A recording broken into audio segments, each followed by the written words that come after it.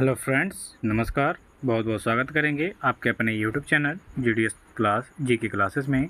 साथियों, जैसा आप लोग जानते हैं कि एसएससी जीडी कांस्टेबल 2024-25 की जो वैकेंसी है ये आपके लिए आ चुकी है, जिसमें आपके 39,481 पोस्ट दिए गए हैं। ठीक है, तो इनके लिए जो हमारे इस यूट्यूब चैनल के माध्यम से तैयारी कराई जा रही है, पिछले वर्ष के भी जो बैच स्टार्ट किया गया था, इसमें लगभग 100 से ज़्यादा वीडियोस दिए गए थे और जिसमें से सारे क्वेश्चन फंस गए थे। ठीक है, आपके एसएससी जीडी के एग्ज़ाम में। ठीक है, तो ये भी बैच उसी के तरह स्टार्ट किया गया है। तो आप हमारे इस बैच में एडमिशन लेने के लिए यूट्यूब पे जाइए, सिंपल सर्च करिए जीडीएस जीके क्लासेस और 2024-25 प्लेलिस्ट करके बना होगा, उसको आप ज्वाइन कर लीजिए। फ्री ऑफ कॉस्ट है, कोई भी इस पर शुल्क नहीं है। ठीक है, तो इसको ज्वाइन करने के लिए आप तैयारी किए हैं, लेकिन अगर जो मॉक टेस्ट दे रहे हैं उसमें आप कम आपका अंक आ रहा है, तो उसके लिए बेहतरीन चीज़ है। ठीक है, तो आप हमारे इस चैनल के माध्यम से अपनी तैयारी को सुचारू रूप से करते रहिए और आगे बढ़िए। ठीक है, वीडियो अच्छी लगी तो लाइक कमेंट शेयर करिएगा, चैनल को सब्सक्राइब करिएगा। फर्स्ट क्वेश्चन आपके सामने आ चुका है कि पुराणों का अध्ययन करने वाला प्रथम मुसलमान कौन था। तो साथियों, पुराणों का अध्ययन करने वाले प्रथम मुसलमान की अगर जो हम बात कर लेंगे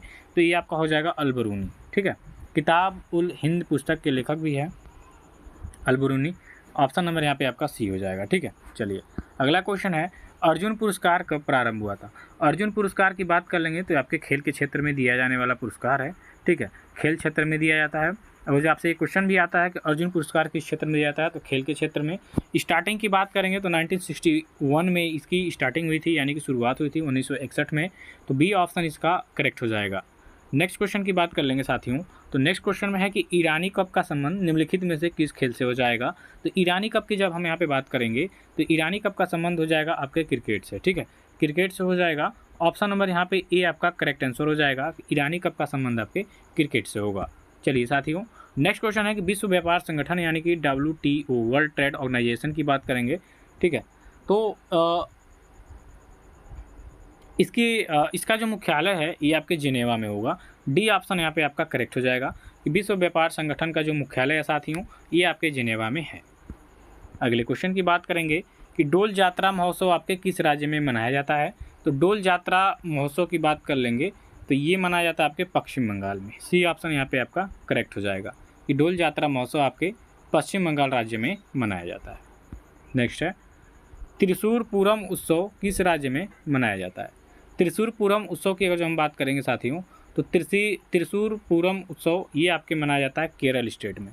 बी ऑप्शन यहाँ पे आपका करेक्ट हो जाएगा कि त्रिशूर पूरम जो उत्सव है ये आपके केरल राज्य में मनाया जाने वाला एक प्रमुख त्यौहार है। देखिए, पर्व त्यौहार, मेले और लोक नृत्य, शास्त्रीय नृत्य, ये ऐसे टॉपिक हैं जिसमें आपके एसएससी के सभी एग्जामों में इससे रिलेटेड क्वेश्चन आते हैं आपके, मान के चलिए इससे तो रिलेटेड आएंगे ही क्वेश्चन। ठीक है, इसके बाद में आपका इतिहास, भूगोल, अर्थशास्त्र, इकोनॉमी, पॉलिटी जो भी है उससे आता है, लेकिन ये जो 4-5 ट्रेंडिंग टॉपिक है इससे आपके क्वेश्चन बनते ही बनते हैं, इतना जान के जाइए। ठीक है, तो इसको बढ़िया से कवर करिएगा। अब आर्टिकल से यहाँ पे क्वेश्चन है, किस अनुच्छेद के अंतर्गत उपराष्ट्रपति पद की व्यवस्था की गई है। तो उपराष्ट्रपति पद की व्यवस्था की गई है आपके आर्टिकल 63 में, यानी अनुच्छेद आपका जो 63 है इसमें आपके उपराष्ट्रपति, भारत का एक उपराष्ट्रपति होगा ऐसा उसमें लिखा हुआ है, तो अनुच्छेद 63 इससे संबंधित हो जाएगा। ऑप्शन नंबर है यहाँ पे आपका करेक्ट आंसर होगा।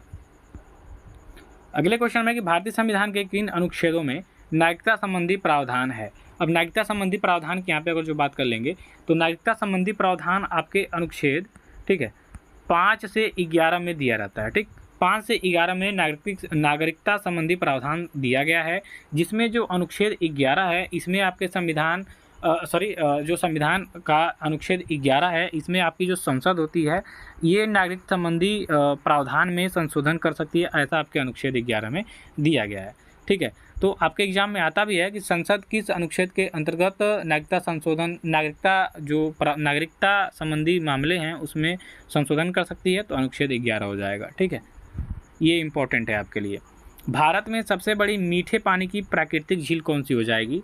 तो भारत की बात कर लेंगे और यहाँ पे मीठे पानी की सबसे, देखिए विश्व की बात करेंगे कि विश्व में सबसे बड़ी प्राकृतिक मीठे पानी की झील कौन हो जाएगी, तो आपकी लेक सुपीरियर होती है। ठीक है, यानी सुपीरियर झील। और यहाँ पे आपसे क्या पूछा है, यहाँ पे आपसे पूछा है कि भारत की सबसे बड़ी मीठे पानी की झील कौन सी हो जाएगी।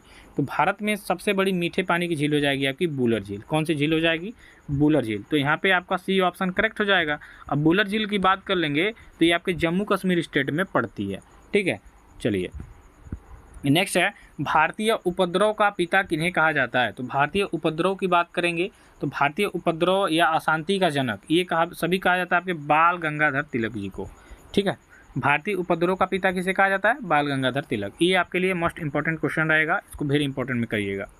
अगले क्वेश्चन की बात कर लेंगे कि हाल ही में बाबा बूढ़ा अमरनाथ यात्रा शुरू हुआ। तो बाबा बूढ़ा अमरनाथ किस राज्य में स्थित है? तो देखिए अमरनाथ यात्रा आपने सुना होगा, जिसमें हमेशा आतंकियों का डर रहता है, हमले भी करते हैं आतंकवादी।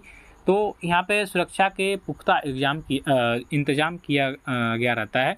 तो ये जो अमरनाथ यात्रा है ये काफ़ी कठिन यात्राओं में से मानी जाती है। तो जो बूढ़ा अमरनाथ यात्रा शुरू हुआ था हाल ही में जम्मू कश्मीर में पड़ता है, तो इसका राइट आंसर आपका सी ऑप्शन हो जाएगा, जम्मू कश्मीर। कि हाल ही में बाबा बूढ़ा अमरनाथ यात्रा शुरू हुआ और ये बूढ़ा अमरनाथ जो मंदिर है ये आपके जम्मू कश्मीर में स्थित है। अगला है निम्न में से किसके द्वारा लोकसभा में वक्फ यानी वक्फ बोर्ड, आपका नाम सुना होगा आपने वक्फ बोर्ड का, तो इससे संबंधित संशोधन विधेयक 2024 में 2024 है यहाँ पे 224 हो गया सॉरी, पेश किया गया। तो लोकसभा में वक्फ संशोधन विधेयक 2024 पेश किया गया है आपके किरण रिजिजू वाला। ठीक है, किरण रिजिजू ये आपके केंद्रीय मंत्री हैं, तो इनके द्वारा ये लोकसभा में पेश किया गया है। तो डी ऑप्शन यहाँ पे आपका करेक्ट हो जाएगा। अगला क्वेश्चन है भारतीय राष्ट्रीय कांग्रेस की प्रथम महिला अध्यक्ष कौन थी? तो भारतीय राष्ट्रीय कांग्रेस की बात करेंगे तो 1885 ईस्वी में इसकी स्थापना हुई ए.ओ. ह्यूम के द्वारा। और इसकी प्रथम प्रथम महिला अध्यक्ष की बात कर लेंगे तो एनी बेसेंट हो जाएंगी।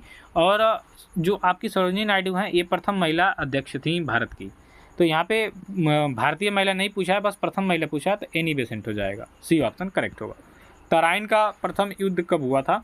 तो 1191 ईस्वी में तराइन का फर्स्ट वार हुआ। 1192 में आपका तराइन का सेकेंड वार हुआ।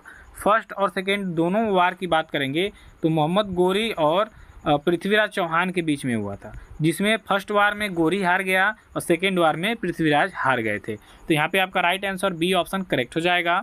आगे चलेंगे, आगे के क्वेश्चन में कि 2024 के पेरिस ओलंपिक में नीरज चोपड़ा ने कौन सा पदक जीता? तो इन्होंने एक रजत पदक जीता था। और सोना की बात करेंगे यानी स्वर्ण पदक की, तो ये आपके नदीम थे शायद, नदीम नाम था उनका, जो पाकिस्तान के थे। ठीक है, इन्होंने स्वर्ण पदक जीता। तो यहाँ पे ए ऑप्शन करेक्ट हो जाएगा। अगला क्वेश्चन क्या है कि चर्चा में रहा गुरु घासीराम तैमूर पिंगला टाइगर रिजर्व किस राज्य में स्थित है? तो गुरु घासीदास तैमूर पिंगला टाइगर रिजर्व ये इंपॉर्टेंट है और ये किस राज्य में स्थित है साथियों? तो ये आपका हो जाएगा छत्तीसगढ़ में। डी ऑप्शन यहाँ पे आपका करेक्ट हो जाएगा। अगला क्वेश्चन है कि निम्नलिखित में से सबसे प्राचीन पर्वत श्रेणी कौन सी हो जाएगी? तो ये आपकी अरावली हो जाएगी। सी ऑप्शन यहाँ पे आपका बिल्कुल सही उत्तर हो जाएगा। ठीक है, चलिए अगला क्वेश्चन देखेंगे कि देश का पहला 24 घंटे चलने वाला अनाज एटीएम किस स्थान पर खोला गया? तो ये खोला गया उड़ीसा के भुवनेश्वर में। बी ऑप्शन यहाँ पे आपका करेक्ट हो जाएगा। अनाज एटीएम भैया 24 घंटा ये चलता रहेगा। ठीक है, चलिए अगला है हड़प्पावासी किस धातु से परिचित नहीं थे? तो नहीं थे भैया, तो ये लोहा से। बाकी आपके तांबा सोना ये तो कांस्य युगीन है ये थी। ठीक है, अगर जो आपसे पूछे कि हड़प्पावासी किस युग की थी तो कांस्य युगीन यानी कांस्य धातु से बड़ा ही प्रयोग करते थे ये लोग और लोहा से अपरिचित थे। अगला है हड़प्पा के काल में तांबे का रथ किस स्थान से प्राप्त हुआ? तो हड़प्पा काल में तांबे का रथ की बात करेंगे तो ये आपके दैमाबाद से प्राप्त हुआ था। डी ऑप्शन यहाँ पे आपका करेक्ट हो जाएगा। नेक्स्ट है बोकारो स्टील प्लांट किस देश के सहयोग से स्थापित किया गया है? तो बोकारो स्टील प्लांट की बात कर लेंगे तो ये आपके रूस के सहयोग से स्थापित किया गया है। ए ऑप्शन यहाँ पे आपका करेक्ट हो जाएगा। नेक्स्ट है मध्य प्रदेश में नेपा नगर किसके लिए प्रसिद्ध है? तो ये अखबारी कागज़ के लिए प्रसिद्ध हो जाएगा। बी ऑप्शन यहाँ पे आपका बिल्कुल राइट आंसर हो जाएगा। नेक्स्ट है फिरोजाबाद किसके लिए प्रसिद्ध है साथियों? तो ये आपके कांच की चूड़ियों के लिए फेमस है। सी ऑप्शन यहाँ पे आपका करेक्ट हो जाएगा। अगला क्वेश्चन है भारत में हरित क्रांति का सर्वाधिक प्रभाव किस फसल पर पड़ा था? तो ये पड़ा था आपके गेहूं पे। गेहूं का उत्पादन यहाँ पे सर्वाधिक हुआ था, तो इसलिए इसका डी ऑप्शन करेक्ट हो जाएगा। नेक्स्ट क्वेश्चन है हरित क्रांति का सर्वाधिक निराशाजनक परिणाम किस फसल में देखने को मिला था? तो ये आपका जो दलहन है इसमें, ठीक है, दलहन सही से नहीं हुआ, इसकी उत्पाद एकदम कम थी, तो सी ऑप्शन करेक्ट होगा। ध्वनि का तारतम्य तो किस पर निर्भर करता है साथियों? तो ये उसके आवृत्ति पे। डी ऑप्शन करेक्ट हो जाएगा यहाँ पे। चलिए अगला क्वेश्चन करेंगे वे पदार्थ जो जलकर ऊष्मा प्रदान करते हैं क्या कहलाते हैं साथियों? तो ईंधन कहलाते हैं। ठीक है, चलिए नेक्स्ट है लाल रक्त कोशिकाओं के निर्माण में शरीर का कौन सा अंग जिम्मेदार होता है? तो लाल रक्त यानी कि आरबीसी की यहाँ पे बात हो रही है, आरबीसी। तो लाल रक्त कोशिकाओं के निर्माण के लिए शरीर का जो अंग है वो आपका अस्थि मज्जा है। ए ऑप्शन यहाँ पे आपका करेक्ट हो जाएगा। नेक्स्ट है, लार किसके पाचन में सहायक होता है साथियों? तो ये आपके स्टार्च के पाचन में होता है। डी ऑप्शन यहाँ पे आपका बिल्कुल करेक्ट आंसर हो जाएगा। नेक्स्ट है, आँख के किस भाग पर वस्तु का प्रतिबिंब बनता है?